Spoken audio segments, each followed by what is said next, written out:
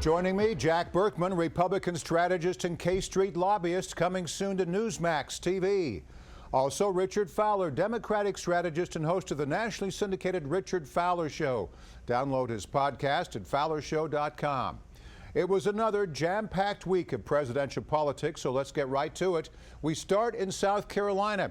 The 6th Republican debate turned into a ping-pong match between Donald Trump and Ted Cruz. Back in September, my friend Donald said that he had had his lawyers look at this from every which way. There was nothing to this birther issue. Since September, the Constitution hasn't changed. But the poll numbers have. Here's the problem. We're running. He does great. I win. I choose him as my vice presidential candidate, and the Democrats sue because we can't take him along for the ride. I don't like that, okay? But everyone understands that the values in New York City are socially liberal or pro-abortion or pro-gay marriage, focus around money and the media. Not a lot of conservatives come out of Manhattan. I'm just saying. We rebuilt downtown Manhattan, and everybody in the world watched, and everybody in the world loved New York and loved New Yorkers. And I have to tell you, that was a very insulting statement that Ted made. A lot going on here. Trump continues to use the birther issue to narrow Cruz's lead in Iowa. The caucus is about 2 weeks away. Who wins, Jack, and will the results have any impact on the GOP primary? I think Trump won this week in a split decision, Morris. I think Cruz did very well. He handled the 2 negative issues against himself with humor. I think he handled the birther thing with humor. But Trump really faced him down on trade, and Trump faced him down on the Iranian issue. Trump really came across like Reagan: elect me and America will walk tall again in the world. You won't have these piddling countries like Iran grabbing our sailors if I'm president of the United States. Trump conveyed that message, and I continue to say, Morris, as I've said all along, I don't think you have a race on the Republican side, maybe only in Iowa and New Hampshire, and that's it. The real race is on the Democratic side. Richard, how are Democrats seeing this? Well, listen, I think we're happy to see a Trump nomination. We're also happy to have a Cruz nomination. Both of these candidates are no match to either Bernie Sanders or Hillary Clinton. Both of our candidates are just way better than theirs, and it's obvious. Bernie too? It's obvious. Really, Donald Trump has not issued one policy plank on anything. Not one iota of a policy. So Ted Cruz shot a gun with, let's talk about this for a second. Ted Cruz shot a gun with bacon on the end to watch it sizzle. Is that the guy that you really want to be the president of the United States? Are you being straight with us? Are you kidding or are you serious? You think? Yeah, I think either of our.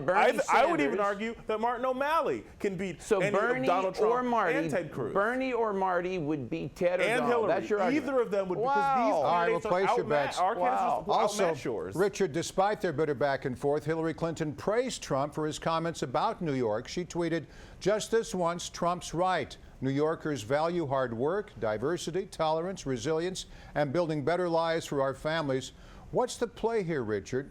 Well, I think, here's the thing. What New York represents America. Yeah, but why is Hillary weighing in on this? Because Hillary's a New Yorker. She was a former senator from the state of New York. And what New York City represents is a melting pot, which is exactly what this country is. The Statue of Liberty stands there, and so do the New World Trade Centers. Actually, to set the record straight, she's from Illinois, who became she was a senator from the state of New York. Who became an Arkansan. Who was a senator from the state of New York. Who became a New Yorker. You could debate her resume all you'd like to. At the end of the day, the people of New York elected her twice to represent them in the United States Senate. The politics of this, Trump remembers very well. In case this thing goes the distance, I don't think it will, but if it does, New York has a lot of delegates on even on the Republican side, and he wants to win that state.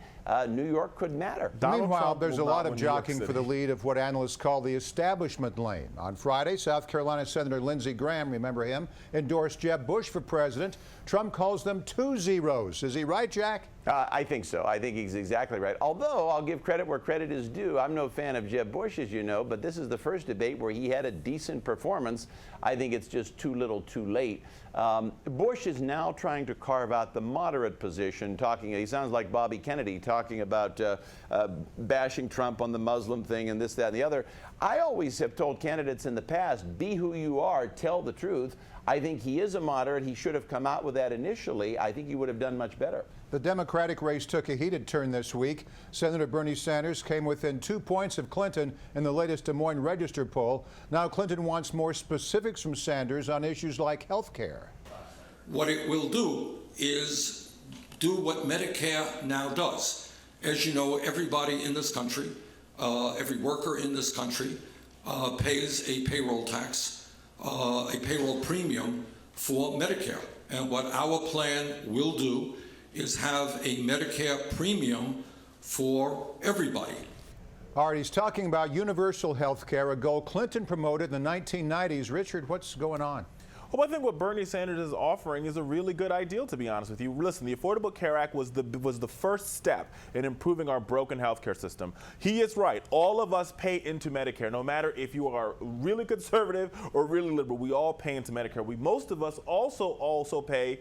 We pay insurance premiums. What this would do is get rid of your insurance premium on your paycheck and move some of those dollars over to the Medicare tax that you're already paying. If this is the first step, I think Richard has succeeded in frightening everyone in the viewing audience here, and probably why am I frightening everybody in the viewing audience? Because the first step was pretty terrible. If we have 4 or 5 more steps like this in the realm of health care reform, I got to tell you, and I know it's been a while since I've been on the show, but I got to tell you, I think, and I will once again, you remind me, you live in an alternate universe. The ideal of people being able to go to the doctor and being healthy not only is in our national security best interest, but it's also in our economic best interest. The ideal that Republicans, you, Donald Trump, Ted Cruz, Marco Rubio, all want to repeal the Affordable Care Act and replace it with nothing. We're not here to debate. Absolutely absurd. We're not here to debate national health care. But I'll tell you this. You know my position on that. But I'll tell you this. It's un-American. One thing you should remember is the politics of this, and it destroyed the Democratic Party in 2010 when essentially both houses of Congress went Republican. The House going so The president got elected in 2012 after passing the Affordable Care Act. From what we can tell, even talking about this right now, President Obama's final State of the Union address, remember that, was lost in the mix. His speech earned the lowest ratings in 15 years. Last night, I gave my final State of the Union address.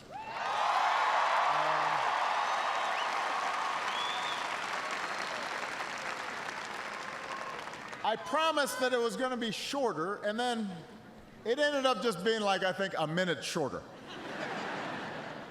So technically it was shorter, but it wasn't like as short as I was planning. Jokes aside, it was an optimistic speech. Obama pledged to do all he can to unite a fractured country. Did his speech have the intended effect, Richard? Oh, I think it did. If you talk to the right people, I was on Capitol Hill. To the right people. To the right people, okay. Exactly. Yes. I was on Capitol Hill following the president's speech and did a lot of interviews. And when you talk to Republicans members, they're like, oh, the speech was awful. Everything was wrong with it. There was nothing right with it. And I keep asking myself the same question.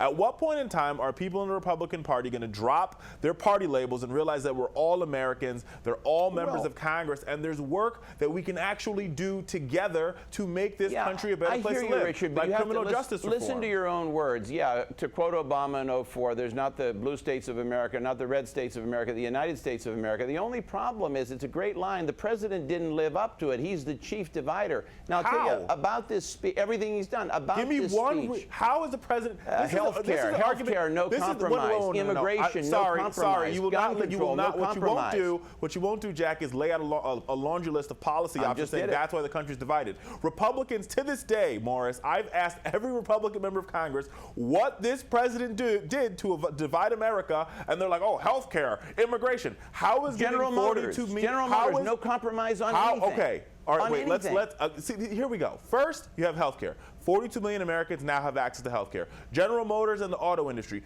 Auto industry has the best year ever. Let me say this. The best year ever in manufacturing. Now you want to talk about immigration. Let me say this, Republicans like Marco Rubio were for immigration, but now they're running for president. Conveniently, they're now against immigration. Richard, you have to understand, when I say the president divides, take an issue like immigration.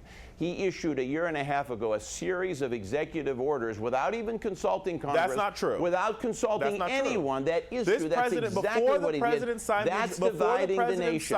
That's dividing the nation. Signed the executive order, let's be very clear, he was waiting on Congress to pass a comprehensive immigration reform bill. The Gang of Eight passed it through the Senate, and then Marco Rubio conveniently dropped it when he realized he was running for president, and it could not pass the House of Representatives where Republicans have the majority. Let's see what Obama and his Treasury can do to fix Wall Street. All right, South Carolina Governor Nikki Haley delivered the GOP response to the State of the Union. Her speech won praise and criticism for going after Donald Trump.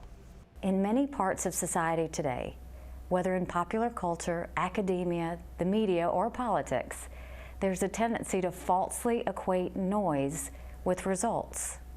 Some people think that you have to be the loudest voice in the room to make a difference.